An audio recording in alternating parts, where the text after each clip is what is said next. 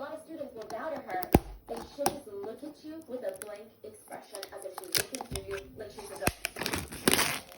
And then she's using the box cutter, pulling the blade out, pulling the blade in, and then sometimes she's just walking around with, you know those pinto tapes, the blue rolls of tape? Nobody knows what she's doing with that blue tape. She just walks around with a roll of blue tape in her hands.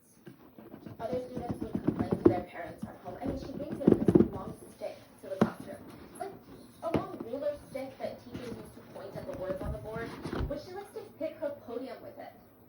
It's pretty hard.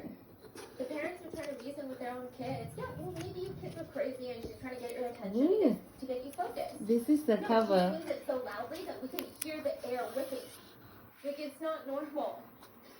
They also tell their parents, I heard she even broke a computer in the teacher's office. Something about her is not normal. And the parents all think, This is the cover, I think. The weirdest part is, she used to be one of the nicest teachers in the entire school. That is why she's the ghost story of the Guys, school. It's like one day this is she so comes to beautiful. work and it's someone else inside of Oh her my body. God. She goes from being the nicest teacher, the best teacher, the one that would give you snacks, would never make you feel dumb for asking stupid questions. Okay. One of the most patient teachers. We have the charger. A ghost that's haunting the hallways of the school. One student says, I don't It's know, a C she's type. very well spoken and super kind. I don't know what happened to her.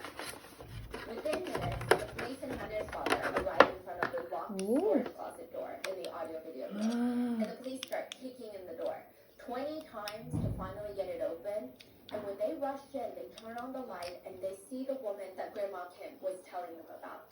Middle-aged, 40-something-year-old woman laying limp on the floor, and next to her is a tiny little body covered in blood.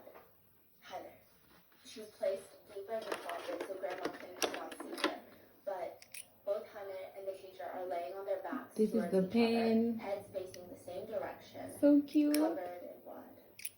Heather had been stabbed dozens of times in the left part of her neck, arm, and chest area, as well as her back.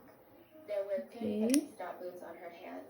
It seems that she was trying to block the knife with her hands, and the teacher has a self-inflicted wound on her neck.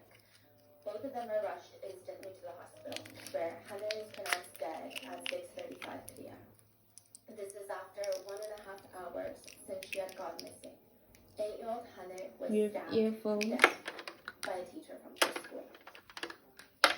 Inside the ICU unit, the teacher is laying there on an oxygen respirator, not allowed to have anything orally, not even allowed to drink water.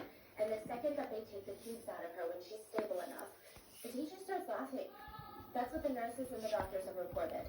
Every single doctor and nurse in that room goes still, because what the hell is she laughing about? So they all knew what happened at this point. Yeah. The police are guarding the hospital room, and when they hear her laughter, they rush in to question her. None of this makes sense. I mean, they clearly know what happened, but nothing else makes any sense whatsoever. The teacher is a second-grade teacher at the elementary school. She's not even Hunter's teacher. She's not even the after-school program teacher that Hunter was with. It doesn't appear like this teacher even had any sort of interaction with Hunter. Why did she kill him? No connection whatsoever. No, it's not like Hunter was, it's not that it would be called for, or not saying it's an excuse of, oh, she was the troublemaker in the class, but no, like truly, and again, that's not an excuse, that's not a reason behind it, but it's even more bizarre considering the fact that there is truly no connection there. They don't even really interact with each other at all. The teacher tells authorities when she's calmed down from her supposed laughing fit, it doesn't matter which child. It didn't matter to me. I just wanted to die with someone. So I told the child leaving the care classroom, after school program classroom, I'll give you a book. You need to read this book. And then I got them in the audio-video classroom. That's where I strangled her and stabbed her with a knife. It didn't matter which kid I took with me. I just didn't want to die alone. Within hours, this case is everywhere. It is one of the biggest cases in the news cycle in South Korea, but also international headlines. News outlets like BBC, teacher fatally stabs 8-year-old in South Korea. CBS News, teacher stabs 8-year-old student to death at elementary school in South Korea. CNN, teacher accused of killing first grader at school stabbing shocks South Korea. But nobody, not even in Korea, nobody knows who the teacher is. Wait, I can't use, a 48-year-old teacher from the school. That's it. Her identity has not been released. Understandably, netizens start demanding for it. The public should have the right to know who the perpetrator is.